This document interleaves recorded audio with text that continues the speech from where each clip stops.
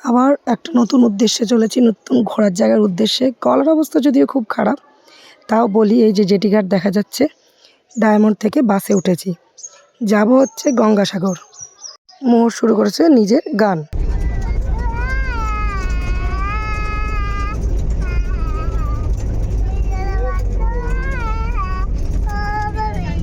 আমরা মাঘী পূর্ণিমায় গঙ্গাসাগরে পুণ্য স্নানের জন্য চলেছি, যেটা মোহরের জন্য তোলা রইল ব্লগ হিসাবে।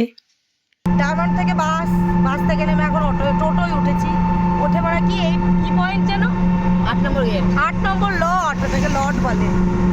লটে চলেছি। ওই দেখো ঠিক আছে, চলো কোথায় যাবো, কোথায় যাচ্ছি? আমি গঙ্গাসাগরে যাচ্ছি। গঙ্গাসাগর ডুব দিতে। এই যে গঙ্গার ঘাটের দিকে লম্বা লাইন, যদিও একটা ছোট লাইন যাচ্ছিল, কিন্তু সেইটা বন্ধ করে এই যে 8 নম্বর লটের দিকে দিয়ে দিল বড় লম্বা লাইন। ওটা ধরেই আমরা এগিয়ে চলেছি। প্রচুর যাত্রী, প্রচুর ভিড়, সবাই পুণ্য অর্জনে চলেছে, আমরাও চলেছি। এই যে দেখতেই পাচ্ছ পিছন দিকে কত লোক, কত মানুষ, এবং তাদের কত বোচকা বাচকি। আমাদেরও আছে বোচকা বাচকি। এই যে আমার পিছনে সব লোক গঙ্গার ঘাটে এই দিকে চলেছি, জেটিঘাট। আর এই যে আমার পিছনের বোচকা বাচকিরা। আর এই যেটা পাখির জন্য খাবার কিনলাম আমরাও 10 টাকা দিয়ে, পাখি খাবে। একটু পরেই তোমরা পাখি দেখতে পারবে। আর এবার তাহলে লটের দিকে এগিয়ে চলেছি। আর ওই যে আমাদের মোটামুটি জেটিঘাটে সবাই উঠছে, আমরাও গিয়ে ভেসেলে উঠবো। গঙ্গাসাগর আলাদাই একটা আবেগ বাঙালির কাছে, পুণ্যার্জন বলা যায় আর পুণ্যার্থীও আমরা বলা যায়। আর এই যে একজন পাখির জন্য আমার তোতা পাখিটা খুটখুট খুটখুট করে যাচ্ছে, সে এখন পাখি দেখবে। আর সবাই অধীর আগ্রহে দেখার জন্য পাখির জন্য অপেক্ষা করছি আমরা। এই যে এসে গেছে পাখি, তারা প্রচুর খাচ্ছে। আর এই যে মোহর পাখিদের খাবার দিয়ে চলেছে, সে খাবার দেওয়ার ব্যস্ত। আর এই যে দেখতে দেখতেই সন্ধে নেমে এলো, আর আমরা চলে এলাম মিলত নৃত্য গঙ্গাসাগরের দিকে। একদম দেখছো জেটিঘাটে পৌঁছেই গেছি, নেমে পড়েছি।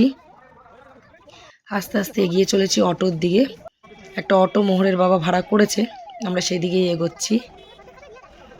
আর এই যে আমাদের অটো ভাড়া হয়ে গেছে। সব মিলিয়ে সেন্ট্রাল বাস স্ট্যান্ডে আমরা নামলাম। আর এই যে এইখানটা লেখা আছে রামকৃষ্ণ মিশন, এই মিশনের দিকে আমরা চলেছি এবার সবাই মিলে। এই যে রামকৃষ্ণ মিশন দেখছো, এখানে আমরা বুক করে নিয়েছিলাম আগেই।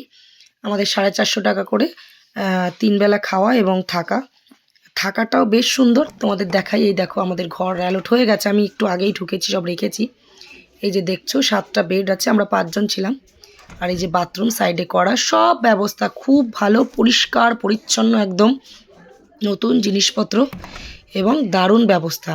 জল রয়েছে, গিজার রয়েছে। ওখান থেকে আমরা একটু বেরিয়ে এসছি মেলাতে। এবার এই যে সামনে দেখা যাচ্ছে কপিল মুনির আশ্রম, প্রচুর পুণ্যার্থী, আমরাও আছি। আর আছেন হচ্ছে বিখ্যাত নাগা সাধুরা, তারা বসে আছেন।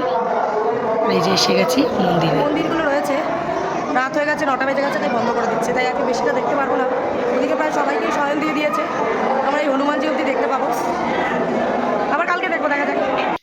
আর এই যে মেলা মানেই গঙ্গাসাগর, মেলা মানেই প্রচুর শঙ্খ, জিনিসপত্র, পুজোর জিনিস অবশ্যই এখান থেকে নেবে। আর এই যে কপিল মুনি একটু দর্শন হয়েই গেল রাত্রে বিরেতে, আমার একটু পুণ্যার্থন আমার সাথে সবাই করে নিল। এখান থেকে আমরা চলে যাব আবার রামকৃষ্ণ মিশনে, প্রসাদ পেতে বসেছি। এই যে দেখতে পাচ্ছ গরম গরম ভাত দিচ্ছে, আর আমরা সবাই বসে গেছি। মোহর বুড়ি নিজের কাজে ব্যস্ত, কি কি দেখাচ্ছে বলছি। এই যে ভাত, ডাল, একটা 5 মিশালি সবজি, জল আর আলু চোখা, দারুণ খাওয়া। অবশ্য তারপরে শেষে আমাদের সঙ্গে চাটনিও ছিল শেষ পাতে। আর কালকে সকালেরটা আরেকটা ব্লগে দেখছি, তখনই বলবো সবটা।